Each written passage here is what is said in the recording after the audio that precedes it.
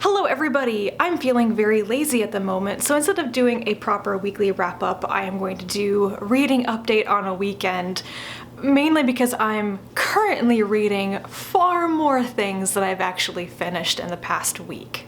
So I finished 3 books this past week. The first one was The Nine Tailors by Dorothy L. Sayers, another one of the Lord Peter Wimsey mysteries, which I always seem to read this time of year. I'm hoping to actually finish the series this year.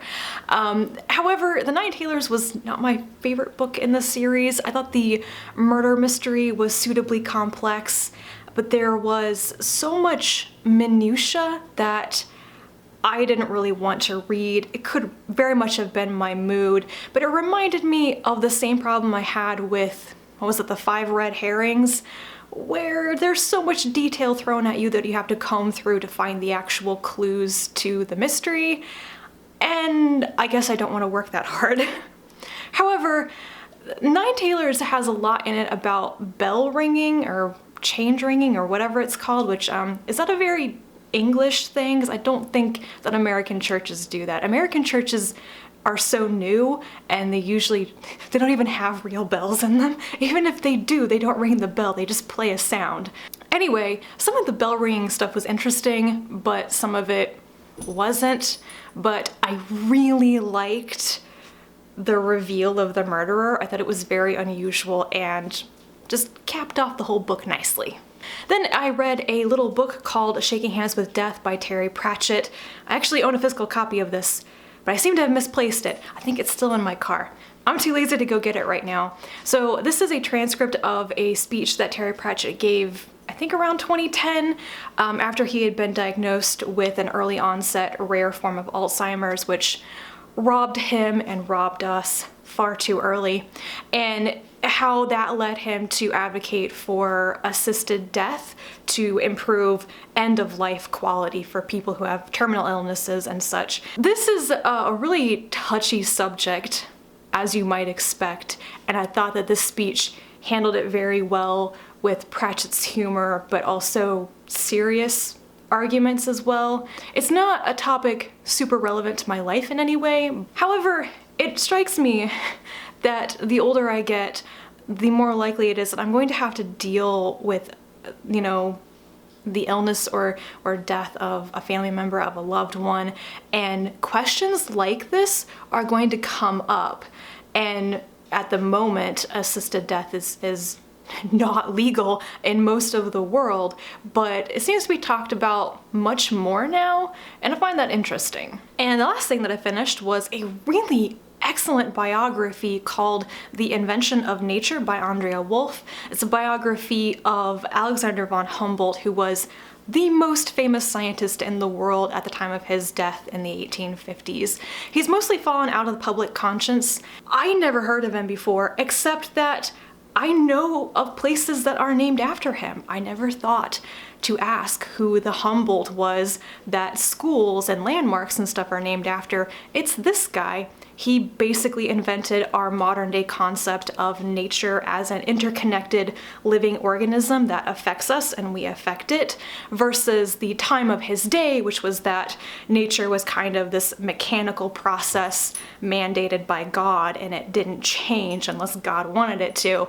And he came along and revolutionized that. Humboldt was incredibly influential not only on his contemporaries, on other scientists and artists. He was a great friend of Goethe, for example, but he also influenced multiple successive generations of artists, writers, and scientists, including Charles Darwin and a lot of environmentalists and naturalists and such in the United States. And some of those people are also covered in this biography in relatively short snippets. This was all fascinating, and I never thought I would be interested in this time period in any way, but it was basically the Enlightenment, and some of the greats lived at this time. It was a time when people like Humboldt could be not generalists, but more like synthesists or whatever. Science only became extremely specialized near the end of Humboldt's life, so you had people who could have incredible influence across all these interconnected fields that hadn't splintered yet. And I never thought of this time period in respect to that before, so really cool. And I'm currently reading like 9 things because I've just felt like starting a lot of books. I usually don't start so many books all at the same time. Some of these I'm completely stalled on for various reasons. Babylon's Ashes by James S. A. Corey I'm reading on audiobook. I'm really enjoying it, but I set it aside so I could catch up on some other audio and video stuff, podcasts, YouTube videos, and I need to get back to it because it's really, really good. I've been reading Citizen in Space by Robert Sheckley, and it's a collection of stories like older science fiction. It's kind of funny, kind of humorous, kind of Douglas Adams-like, which is why Thomas from SFF 180 recommended it to me. But I've also kind of set this aside to focus on more things that I'd rather read right now. And yes, I'm still in the middle of Citeen by C.J. Cherryh. I haven't read any of that book in like 2 weeks, which is really weird for me. I'm not gonna DNF it, I will finish it. On to other things. January is Winx's Sherlock Holmes reading month, and I am participating in this, albeit late and slowly, but I am. I am rereading the 12 stories in The Adventures of Sherlock Holmes, and I'm very much enjoying this. I'm about 1/3 of the way through it, and I will finish it by the end of the month. I read all of the Holmes stories way back in the day when I was like 15. They were the first things I ever read as ebooks, just weird bit of trivia there. But I've never revisited the original material in a decade or so. And if you're following along with all of the Sherlock Holmes stuff this month, Winx is organizing a Sherlock Holmes scavenger hunt here on BookTube. I believe it's going to start like 24 hours on January 22nd, a Sunday, and I'm going to be one of the people asking a question for that, so if you want to go seeking out all the clues and stuff, keep an eye out for that. I'm in the middle of 2 books that are not published yet, but I will have reviews of them eventually. The first one is 6 Wakes by Mur Lafferty. I got this in the mail on Saturday morning. I immediately ripped the package open and started reading it. I'm like 2/3 of the way through it, so I will finish this today on Sunday. It's so good, so enjoyable. I recommend this so highly, especially people who really like Emma Newman science fiction. I feel like this is kind of feeding my After Atlas hunger, like I want more, but I have to wait, so I'm gonna read this instead, and it's totally doing it for me. The other one that I'm currently reading is 7 Surrenders by Ada Palmer. This is the follow-up to Like the Lightning. It's coming out at the end of March, no, the beginning of March. The publication date keeps changing. This is coming out at the end of January. Anyway, 7 Surrenders not coming out for a little while, but it's really good. I'm a little bit speechless at the moment. I'm not super far into it, and it takes a while to get into the groove with it, but it is going to be really good. And then last night I just felt like starting a bunch of things, so I started Sorcerer to the Crown by Zen Cho. I think I'm gonna really enjoy this. I started Stars My Destination by Alfred Bester. The main character of this is a terrible, terrible person. I don't know if I'm gonna like this or not, but I really like The Demolished Man by Alfred Bester.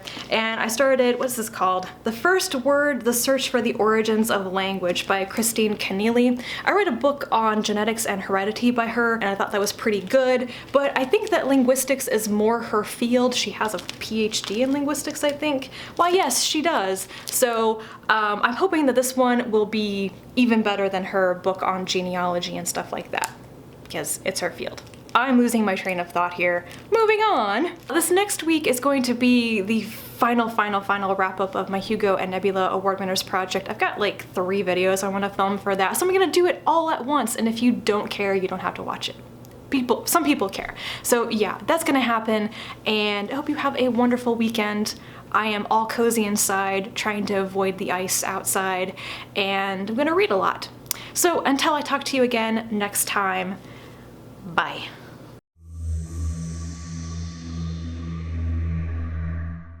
I don't know how to end this video, so that's gotta be good enough.